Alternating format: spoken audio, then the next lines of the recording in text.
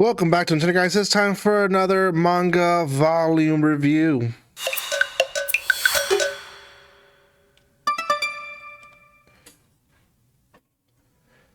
Welcome once again. This is going to be on Your Turn to Die, majority vote death game of volume 3.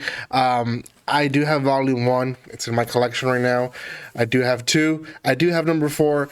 I don't have number 3. I will get number 3 eventually for my collection, but had to read it online. So, don't have any physical copy to show you guys, so just FYI, this video won't have any visual examples that I usually sometimes show here in the camera. So Your Turn to Die volume 3 was just all over the place. First of all, through getting some of the names corrected and all that, I found out that this is actually based on a game that released already. So that's exciting. I actually kind of want to play the game and see how the game goes, but not until I finish the manga, because I feel like the game will maybe give away what the manga is. So, and it could be vice versa, but I prefer to read the manga first and then find out how the game goes. So even though the game came first, usually the game tends to be better, so I won't get too disappointed with the manga. Let's do the manga first, right?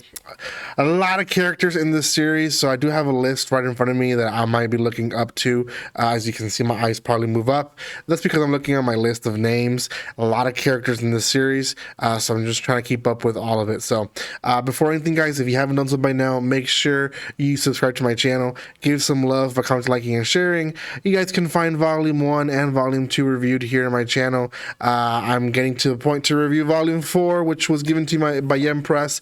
So this video technically is not sponsored by Yem Press, but yeah, go check it out. Give some love to them and give some love to me. Just spread the love. Why not?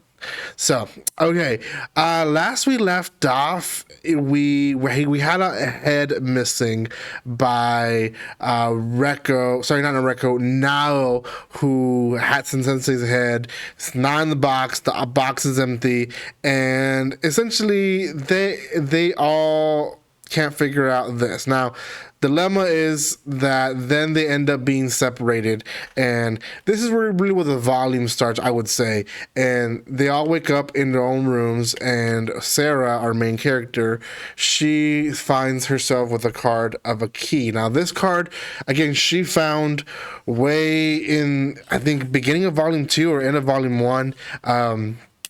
She wasn't really sure what to do with it, but she was told not to show it to anybody or talk about it to anybody. So she later finds out that everyone basically has gotten cards as well. So it's not the only special one. Now, it feels like Volume 1 and Volume 2 were just the introduction, because in Volume 3, they introduced the real game. And essentially, it's a game of Mafia almost, but, you know, the person you vote out actually dies, or at least they claim. They actually don't vote in this volume. So we have different roles. We have our commoners, which is the main typical role, right? And then you have 3 special roles, at least, that are explained here in the get-go. One is the scapegoat. The scapegoat, if he's chosen, he's voted out, he then gets to vote someone else to come with him, and everyone else dies. Then there's the keymaster, which is Sarah. If she is chosen, then everyone dies with her. She can't be chosen, because then everyone dies. And then last, there's the sage, who can basically see who the keymaster is and help them be defended to the end. So we don't know who the sage and who the scapegoat are at this point, but I'm gonna say the sage might sacrifice themselves at some point in this game to save Sarah from dying, but I could be wrong. A lot of things happen. Like, at one point, Reko is pressuring. Reko is like the punk girl. She starts pressuring the little boy to basically show a clue that he had found in while he was running away from people, right? So he himself, Jin, he doesn't want to do it. He's like, no, I don't want to share. And she's like, you gotta tell us, like, it's gonna help, blah blah. So he basically says that he found a can in this place with a ripped paper, and he tried to put the pieces as good as he could.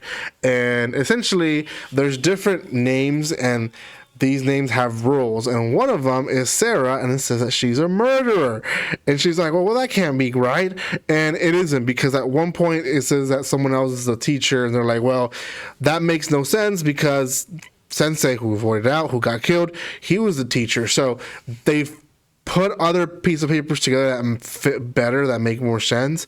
And this Alice person ends up being the murderer. Now, there's no one up to now that we knew that it was Alice, but the last name of Alice, which I don't have with me, ends up matching with Reko's last name. So then everyone starts ganging up on Reko, like, you're a murderer, you are probably working with them, like, you are probably the person that we should be afraid of.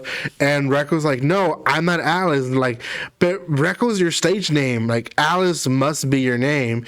And it gets to a point where I feel like they were gonna vote her out, and Gunby, the prisoner guy, he speaks up and says, no, I'm Alice.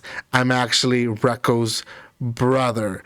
And that clears Reko's out, but then I think there should have been a bigger target on him, but they almost kind of blow it off, the fact that he ends up being Alice. Then there is quite a bit of commotion amongst them, fighting again, just trying to figure out who the traitor is. And we find out that now the one that was keeping the head, he's the one that knocked out So, who had the password, or who was trying to figure out the password. Now all this was through help of Kai. Now Kai basically was influencing Now to hide from everyone. She gave her the box. It seems like Kai is very, very much suspicious, the number one suspicion in this group. But Now then took the stuff that was given to her by Kai, and she defended herself, ended up knocking out Now, who had already found out the password. He was looking for Sarah because he had already found the password for the laptop. Now he ends up saying the password at the end of the volume, and it ends up being that it is Sarah's last name who the password is, and that's, in a nutshell, volume 3. Like I said, a lot of things going on. We still have other characters that do show up here and there, like Keiji. He helps with the whole investigation, and we get more credibility that he's actually a cop.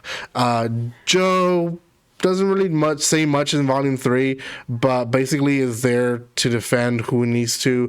Kitaro, he's very bold. The 2 times that I saw him in the volume, he basically shuts the people down from arguing too much into what could have been just a massacre of a volume. So yeah, pretty good series so far. I'm excited to see what happens in volume 4. I'm gonna guess the first vote will happen, but can't promise anything there, so we'll see. Thank you guys so much for watching this. If you haven't done so by now, subscribe to my channel, and I will see you next time. Like always, don't be strangers. See you guys.